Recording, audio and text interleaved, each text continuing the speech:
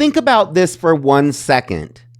The prosecution is basically saying, don't worry about the IGG information.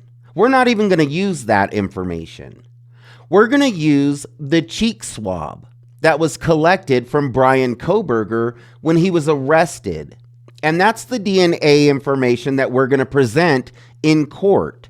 So you don't need to worry about the IGG information. We're not even going to use that.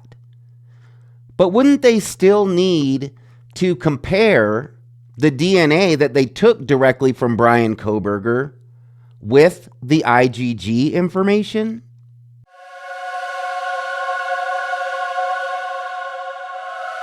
Hey everyone, it's Lucky with Unfiltered Lucky. And today I'm going to talk a little bit about the DNA evidence against Bryan Kohberger. Now, I'm not going to get real scientific with this because I'm not a scientist. And I don't really understand the process that these scientists use in order to determine the results of DNA evidence. But what I do understand is what they do with those results.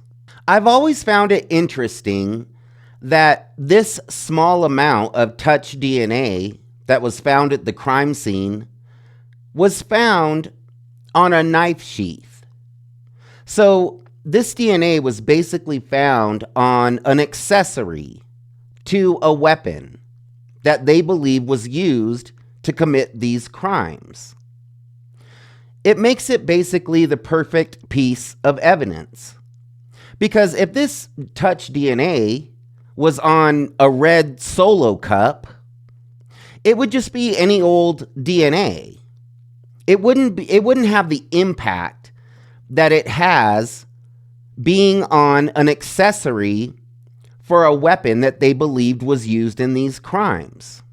The fact that this DNA was found on a sheath that possibly belongs to the weapon, that possibly belongs to the person who used this weapon, is a direct connection.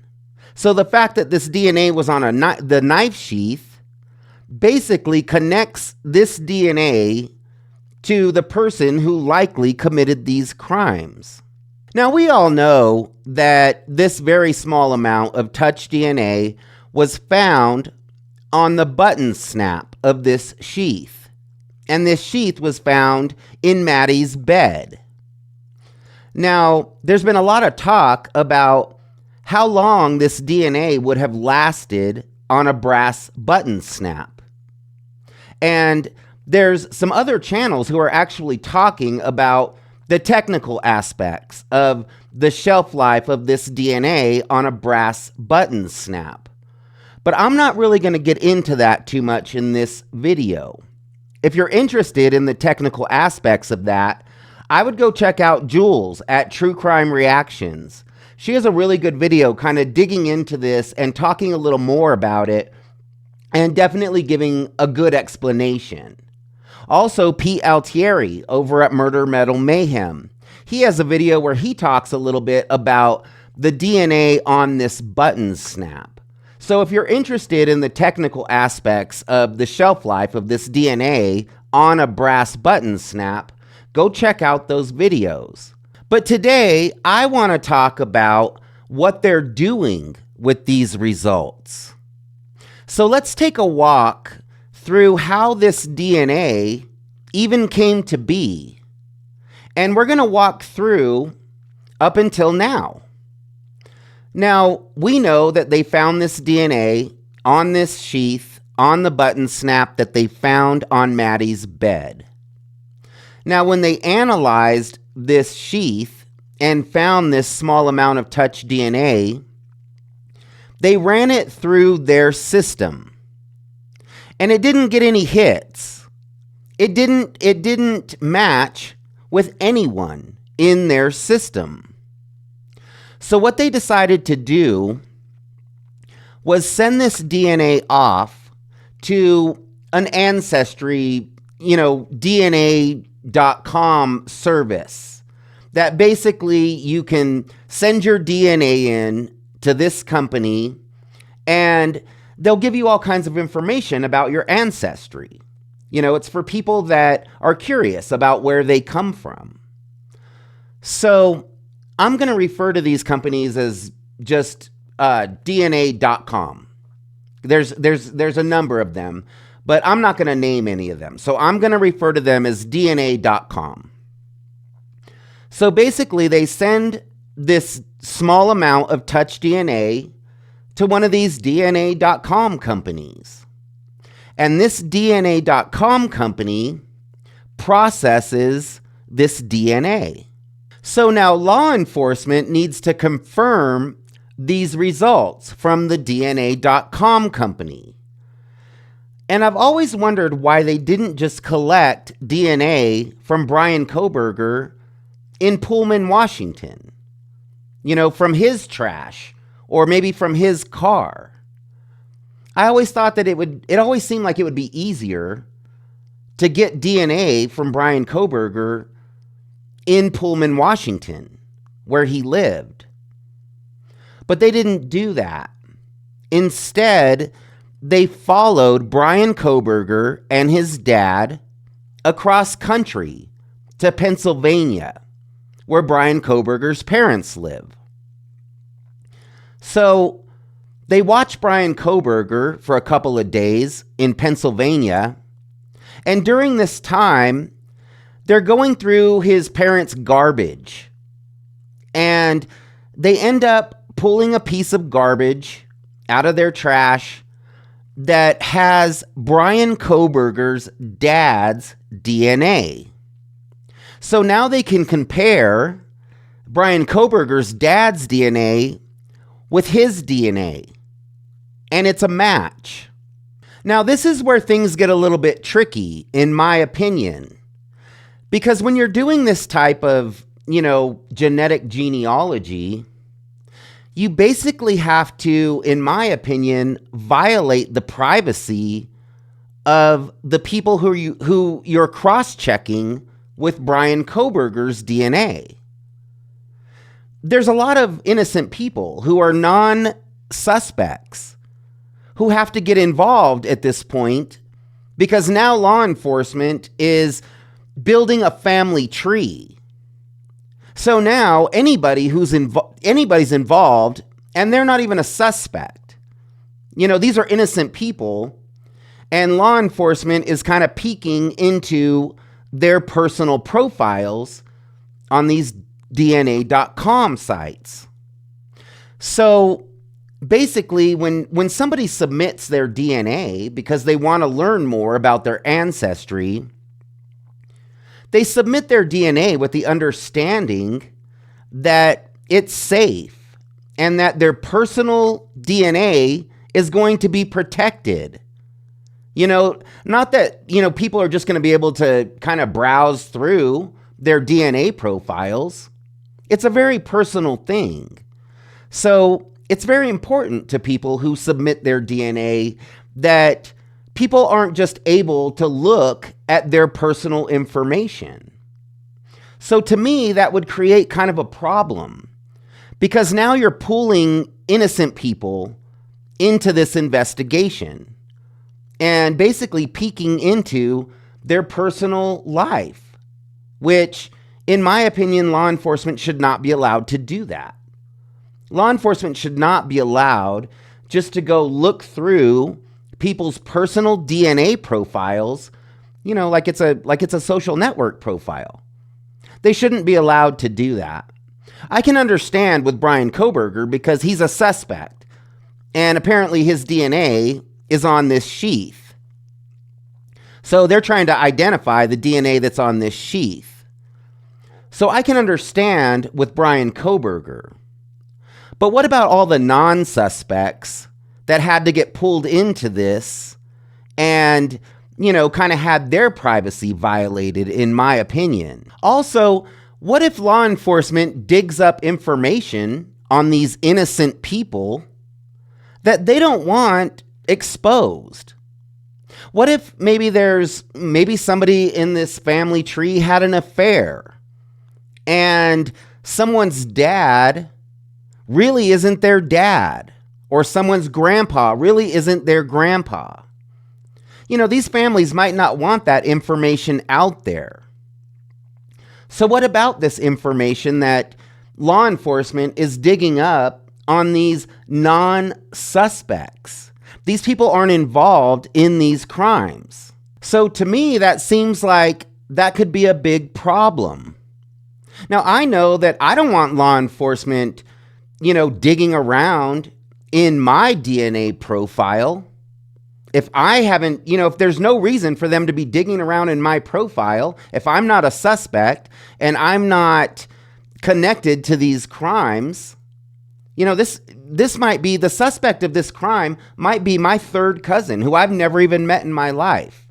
But then law enforcement is digging through my personal information. I just don't think that's right.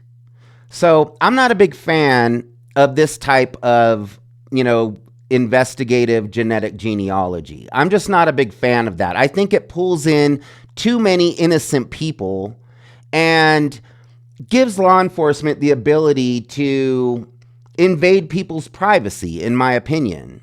So while law enforcement is watching Bryan Kohberger at his parents' home in Pennsylvania, they receive a tip that they've been waiting for. They receive a tip from the FBI that they should look at the results of this IGG information. And this is the confirmation that they need to go in and arrest Bryan Kohberger. Now, when they go in and arrest Bryan Kohberger, they also collect a cheek swab.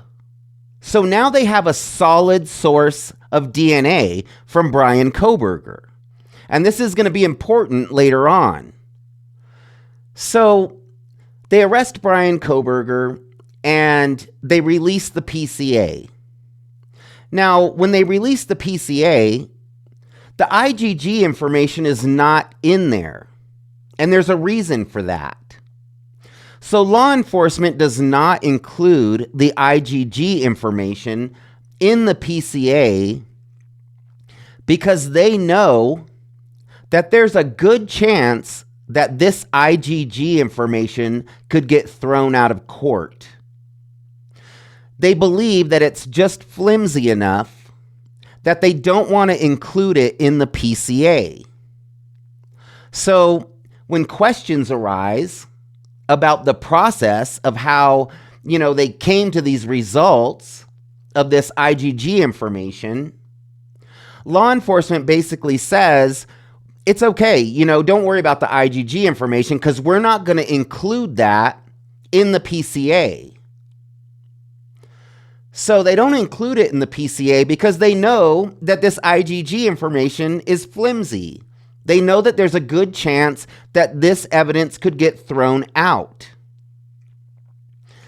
Now, when they start, the court process, the defense wants to see the process that the prosecution went through to come to this conclusion that this is Bryan Kohberger's DNA that was left at the crime scene. Now, the prosecution basically says, we don't really need to worry about the IGG information because we're not going to use that information. We're not going to present the IGG information in court. We're going to use the cheek swab that we took directly from Bryan Kohberger. So now they have a solid source of DNA from Bryan Kohberger. The only problem is that's not the DNA that was at the crime scene. The DNA in the IGG is the DNA that was at the crime scene. But now they're basically saying that doesn't really matter because now we have what we know is Bryan Kohberger's DNA from the cheek swab. And that's what we're going to present in court.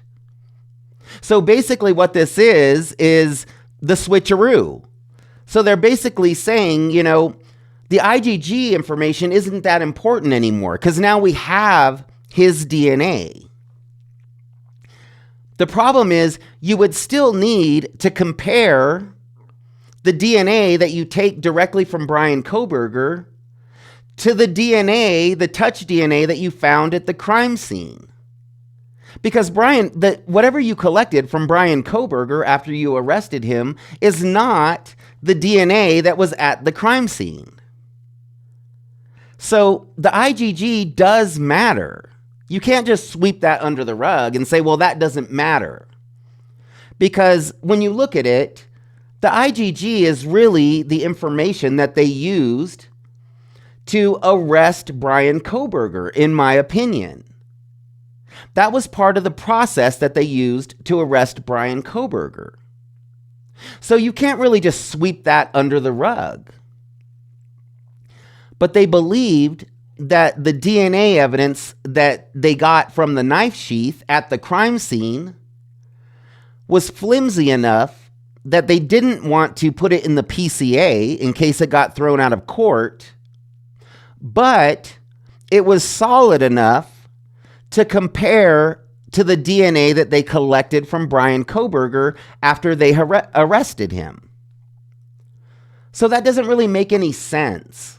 So basically, they went a roundabout way of processing this DNA, collecting new DNA that they knew was Bryan Kohberger's because they collected it from him, and then basically pulled the switcheroo and said, okay, this is the DNA that we're going to use and that we're going to present in court. We're not going to use this IGG information because that's flimsy. We're not going to use that. But that's the DNA that was at the crime scene. So to me, it would only make sense that if you're comparing the DNA that you collected from Bryan Kohberger after you arrested him to the DNA that was found at the crime scene on the sheath, then you would need to include both sources of DNA. The IGG is the DNA that was at the crime scene. That's the DNA that would connect Bryan Kohberger to this crime scene, not the DNA that they collected from him after they arrested him. So, in my opinion, the IGG is very important. You can't just forget about that. You know, you can present the DNA that you collected from Bryan Kohberger, but you would have to present that as being compared to the IGG because that is the DNA that was at the crime scene. So this whole thing just doesn't really make sense to me.